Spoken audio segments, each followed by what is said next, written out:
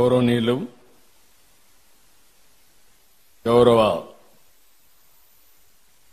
న్యాయ మరియు మైనారిటీ సంక్షేమ శాఖ మంత్రి ఫరూక్ గారు, సహచర మంత్రివర్గ సభ్యులు కొల్లు రవీంద్ర గారు, సవిత గారు, గౌరవనీయులు రెవరెండ్ బిషప్ జయరావు గారు, గౌరవనీయులు శ్రీ రెవరెండ్ సజ్జా రత్నకుమార్ గారు, Shri reverend U Joseph Ratnakar గారు, రెవరెండ్ కె రవికుమార్ గారు, రెవరెండ్ సిహెచ్ బుజ్జిబాబు గారు, రెవరెండ్ విజయ్ కుమార్ కొడాలి గారు, వేదికపైనటువంటి గౌరవ పార్లమెంట్ సభ్యులు శివనాథ్ గారు, చీఫ్ సెక్రటరీ నీరబ్ కుమార్ ప్రసాద్ గారు, డీజీపీ ద్వారకా తిరుమలరావు గారు, విధాన మండలి చైర్పర్సన్ జకియా కానం గారు, గౌరవ శాసనసభ్యులు గద్దె రామ్మోహన్ రావు గారు, యార్లగడ్డ వెంకట్రావు గారు, ఉండవల్లి శ్రీదేవి గారు, ఈరోజు పెద్ద ఎత్తున ఈ కార్యక్రమానికి విచ్చేసినటువంటి క్రైస్తవ సోదరి సోదరులందరికీ పేరు పేరున మనస్ఫూర్తిగా నమస్కారాలు, అభినందనలు, శుభాభినందనలు. మీ అందరూ కూడా హ్యాపీ క్రిస్మస్. ఈరోజు ఇక్కడుండే వాళ్లే కాకుండా ఆంధ్రప్రదేశ్ రాష్ట్రం, అటు తెలంగాణ రాష్ట్రం, భారతదేశం, ప్రపంచంలో ఉండే క్రిస్టియన్ సోదరి సోదరులందరికీ హ్యాపీ క్రిస్మస్. యేసు ప్రభు జన్మించిన రోజు మనం క్రిస్మస్ జరుపుకుంటున్నాం. లోక రక్షకుడైన ప్రభు కరుణా కటాక్షాలు ఉండాలని ఆకాంక్షిస్తూ పెద్ద ఎత్తున ఈ కార్యక్రమాన్ని మనం నిర్వహించుకుంటున్నాం. ప్రేమ, కరుణ, సేవకు ప్రతీక క్రిస్టియానిటీ. నేను ఎన్నో సందర్భాల్లో చెప్పాను, ఎక్కడైనా ఒక మంచి హాస్పిటల్లో మెరుగైన సేవలు అందిస్తున్నారంటే ఇప్పుడు కాదు, స్వతంత్రం రాకమునప్పటి నుంచి కూడా ఒక మంచి కాలేజీ పెట్టి పేద పిల్లలకు మంచి చదువు ఇప్పించారంటే అది క్రిస్టియన్ ఇన్స్టిట్యూషన్సే పెద్ద ఎత్తున చేశాయి. దీనికి స్ఫూర్తి ఇచ్చింది కూడా యేసు ప్రభు ఇచ్చారు. పశువుల పాకలో పుట్టి గొర్రెల కాపరిగా పెరిగి నిరాడంబర చాటుకున్న ప్రజారక్షకుడు యేసు. నమ్మిన వారి కోసం బలిదానానికి సైతం వెనుకాడని క్రీస్తు గొప్పతనం ప్రతి ఒక్కరు కూడా ఉత్తేజాన్ని తీసుకోవాల్సిన అవసరం ఉంది. నేను ఎప్పుడు వచ్చినా మీతో మాట్లాడుతూ ఉంటే మీ ఉత్సాహం చూసినప్పుడు ఒక స్ఫూర్తిదాయకమైన సందేశాన్ని ఇక్కడి నుంచి పొందుతున్నాం. ఎల్లప్పుడూ కూడా మనందరం ప్రభు త్యాగాన్ని స్మరించుకోవాలి, శాంతి మార్గాన్ని అనుసరించాలి, ప్రేమతత్వాన్ని పెంచుకోవాలి, ఈర్ష్య ద్వేషాలు పరారదొలాలి, అబద్ధం, లంచం వంటి పాపాలకు దూరంగా ఉండాలి. ఈరోజు రోజు రోజుకు విలువలు పడిపోయే ఈ సమయంలో కనీసం మనం చూస్తే డిసెంబర్ నుంచి జనవరి అంతవరకు కూడా, ఫస్ట్ వీక్ అంతవరకు కూడా ప్రపంచమంతా పెద్ద ఎత్తున జరుపుకునే ఏకైక పండుగ ఈ క్రిస్మస్ అని చెప్పి కూడా నేను మీకు తెలియజేస్తున్నా. అందుకనే నేను కూడా మీరు ఒకసారి చూస్తే ఇప్పుడే కాదు, మొట్టమొదటిసారిగా నేను సమైక్య ఆంధ్రప్రదేశ్లో ముఖ్యమంత్రిగా ఉన్నప్పుడు గవర్నమెంట్ తరపున ప్రీ క్రిస్మస్ ఈవెంట్ జరపాలని ఆ రోజు ఒక హైదరాబాద్లోనే కాకుండా అన్ని జిల్లాల్లో కూడా కార్యక్రమాలు నిర్వహించిన పార్టీ తెలుగుదేశం పార్టీ అని చెప్పి కూడా నేను మీకు తెలియజేస్తున్నాను.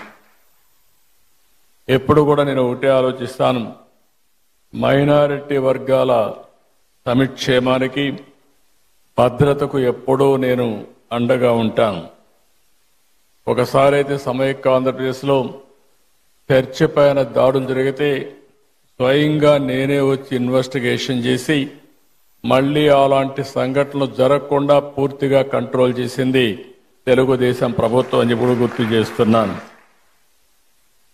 ఇంకొక పక్క విభజన తర్వాత కూడా మీరు ఒకసారి చూస్తే ఏదైతే క్రిస్టియన్స్ కోసం సంక్షేమం కోసం ఎక్కువ ప్రాధాన్యత ఇచ్చాం, చర్చల నిర్మాణానికి ఆర్థిక సహాయం చేశాం. ఇంకొక పక్క మీరు చేస్తున్నటువంటి సేవలకు సహకారంగా ఉండాలని క్రైస్తవ సంస్థలకు ఒక్కొక్క సంస్థకి 10 లక్షల రూపాయల ఆర్థిక సహాయం చేసి మిమ్మల్ని ప్రోత్సహించాం. గుంటూరులో మీరు చూస్తే క్రిస్టియన్ భవనం కోసం 2 ఎకరాల భూమిని కేటాయించడమే కాకుండా ఆ రోజు 10 కోట్ల రూపాయలు ఖర్చు పెడితే కంప్లీట్ కాని బిల్డింగ్ని కంప్లీట్ చేయాలని 5 సంవత్సరాలు ఆలోచించలేదు. మళ్లీ నేను వస్తానే దాన్ని పూర్తి చేసే బాధ్యత కూడా తీసుకొని తొందరలోనే మీ అందరికి అంకితం చేస్తాం, మీ అందరికి అందుబాటులో తీసుకొస్తాం. విజయవాడలోని సిఎస్ఐ సెయింట్ బాసిలికా కాలేజ్ చర్చికి 1.5 కోట్లు ఇచ్చాం. మీరెప్పుడూ నా దృష్టికి తీసుకొస్తారు. క్రైస్తవ శ్మశాన వాటికల కోసం ఆర్థిక సహాయం చేయమని కోరినప్పుడు ఇది చాలా జనైన సమస్య, దీన్ని పరిష్కారం చేయాల్సిన అవసరం ఉంది. ఇప్పటికే పెద్ద ఎత్తున ఇచ్చాం. భవిష్యత్తులో కూడా మీకు పూర్తిగా అండగా ఉంటామని చెప్పి కూడా నేను మీకు తెలియజేస్తున్నా. ఇదే కాకుండా జెరూసలం వెళ్లే క్రైస్తవులకి మొట్టమొదటిసారిగా ఆర్థిక సహాయం ప్రవేశపెట్టిన పార్టీ తెలుగుదేశం పార్టీ. ఆ విధంగా కూడా మనం ముందుకు పోయాం. ఇంకొక పక్క క్రైస్తవ విద్యార్థుల సంక్షేమం కోసం ప్రీ మెట్రిక్ స్కాలర్షిప్లు కానీ, పోస్ట్ మెట్రిక్ స్కాలర్షిప్లు కానీ, ట్యూషన్ ఫీజు అంతా కూడా రీఎంబర్స్మెంట్ చేయడం కానీ ఇవన్నీ చేశాం. ఈరోజు ఇలాంటి కార్యక్రమాలు 1-2 కాదు, చాలా కార్యక్రమాలు చేసి మనం ముందుకు పోయే పరిస్థితికి వచ్చాం. ఈరోజు ఇంకొక పక్కన మీరు చూస్తే 5 సంవత్సరాలు క్రిస్టియన్ సంస్థలు ప్రారంభించినటువంటి ఎయిడెడ్ ఇన్స్టిట్యూషన్స్ అన్ని డ్యామేజ్ చేసే పరిస్థితికి వచ్చారు, నిర్వీర్యం చేసే పరిస్థితికి వచ్చారు. ఈరోజు మా పార్టీ మనందరి నాయకుడు తెలుగుదేశం పార్టీ అధినేత ఎన్టీ రామారావు గారు కూడా ఏసీ కాలేజీలో చదువుకున్న విషయం మనం మర్చిపోలేం. ఆయన విజయవాడలో ఉండి గుంటూరుకు చదువుకున్నాడంటే అలాంటి స్టాండర్డ్స్ అన్ని కూడా ఆ రోజుట్లోనే ఇవ్వగలిగారు. అది వీరి యొక్క విశిష్టత అని చెప్పి కూడా నేను మీకు తెలియజేస్తున్నా. ఇప్పుడే చాలా మంది మాట్లాడారు. గడచిన 5 సంవత్సరాలుగా రాష్ట్రంలో మనం చూస్తే ఇది సందర్భం కాకపోయినా చెడును ఒకసారి ఆలోచించుకుని మళ్లీ చెడును జరగకుండా అందరికీ న్యాయం చేసే విధంగా ఈ ఎన్డీఏ ప్రభుత్వం, తెలుగుదేశం ప్రభుత్వం ముందుకు పోతామని మీ అందరికీ హామీ ఇస్తున్నా. ఎక్కడ ఏమాత్రం కూడా రాజీ లేకుండా పనిచేస్తాం. ఒక్క విషయం మనం గుర్తుపెట్టుకోవాల్సిన అవసరం ఉంది. God will never leave you empty. He will replace everything you lost. If he asks you to put something down, it is because he wants you to pick up something greater. అది మనం చూసినప్పుడు ఇది తప్పకుండా జరుగుతుంది. పేదల పట్ల, ధర్మాన్ని నమ్మిన వారి పట్ల దేవుడు ఎల్లప్పుడూ అండగా ఉంటాడు. మా ప్రభుత్వం ఒకటే చెప్తున్నాం, క్రిస్టియన్స్కి పూర్తిగా అండగా ఉంటామని మనస్ఫూర్తిగా మీ అందరికీ భరోసా ఇస్తున్నాను. ఇప్పటికీ సంక్షేమ కార్యక్రమాల్లో ఏ విధంగా చేయాలనో ఇంత మునిపే పెద్దలందరూ మాట్లాడారు. ఆర్థిక సమస్యలు ఉన్నాయి, లెగసీ ప్రాబ్లమ్స్ వెంటాడుతున్నాయి. నేను 4వసారి ముఖ్యమంత్రి. 3 సార్లు నాకు ఎప్పుడు ఇంత కష్టం అనిపించలేదు. ఇప్పుడు నాకే అర్థం కావడం, ఎంత తవ్వితే అంత బాధలన్నీ బయట వస్తున్నాయి. ఒక పక్క మనసు ఉంది, దూసుకుపోవాలనే మనస్తత్వం ఉంది. ఇంకొక పక్కన చూస్తే వెసులుబాటు లేని పరిస్థితి. ఓసారి చిన్న చిన్న కష్టాలు వచ్చినప్పుడు 4-5 సార్లు కూర్చుంటే సమస్యకు పరిష్కారం దొరుకుతుందేమో కానీ ఈ 6 నెలల నుంచి నేను రాత్రింబగళ్ళు ఆలోచిస్తున్నా, పట్టుదలగా పరిశోధిస్తున్నా, అయినా కూడా ఇప్పటికి కూడా నాకు ఒక దారి దొరకలేదంటే ఎంత డ్యామేజ్ జరిగిందో మీరు అందరూ గుర్తుపెట్టుకోవాల్సిన అవసరం ఉంది. అయితే కానీ నాకు ఒక బాధ్యత మీరందరూ ఇచ్చారు. ఆ బాధ్యతతో తప్పకుండా ఎట్టి పరిస్థితిలో మళ్ళీ పూర్వ వైభవం తీసుకొచ్చే వరకు వదిలిపెట్టనని చెప్పి కూడా మీ అందరికి హామీ ఇస్తున్నా. అందరికీ న్యాయం చేసేది నా విధానం. నన్ను చూశారు. ఏ ఒక్కరికి కూడా నేను ముఖ్యమంత్రిగా ఉన్నప్పుడు కానీ తెలుగుదేశం పార్టీ అధికారంలో ఉన్నప్పుడు జరగలేదు. మొన్నే మీరు చూస్తే పాస్టర్స్కి ఫాదర్స్కి ఆ రోజు పెట్టిన ఆందోళన మా వాళ్ళు ఎన్ని కష్టాలు ఉన్నాయన్నా కాదు, ఈ క్రిస్మస్ సందర్భంగా దాన్ని క్లియర్ చేయాలని నేనే సంతకం పెట్టి క్లియర్ చేశానని చెప్పి కూడా నేను మీకు తెలియజేస్తున్నా. అదే మరిగా క్రిస్టియన్ మిషనరీస్ కోసం ప్రాపర్టీస్ డెవలప్మెంట్ బోర్డు ఏర్పాటు చేయాలి అని కూడా కొన్ని వచ్చాయి. చర్చల నిర్మాణానికి, అదే మరి రీకన్స్ట్రక్షన్కి ఆర్థిక సహాయం, ఇలాంటివన్నీ కూడా చాలా ఇష్యూస్ ఉన్నాయి. ఈరోజు నేను ఎప్పుడు కూడా పేదల పక్షపాతిగా ఉంటానని మరొక్కసారి మీ అందరికీ హామీ ఇస్తున్నా. నేను అనునిత్యం ఒకటే ఆలోచిస్తున్నాను, ఏ విధంగా పేదరికం లేని సమాజాన్ని మనం రూపకల్పన చేసుకోవాలనో దానికి ఆలోచించాల్సిన అవసరం ఉంది. మొన్నే నేను విజన్ 2047 తయారు చేశాను. స్వర్ణాంధ్రప్రదేశ్ విజన్ తయారు చేశాం, రూపకల్పన చేశాం. అందులో మొట్టమొదటి పాయింట్ మీరు చూస్తే జీరో పావర్టీ.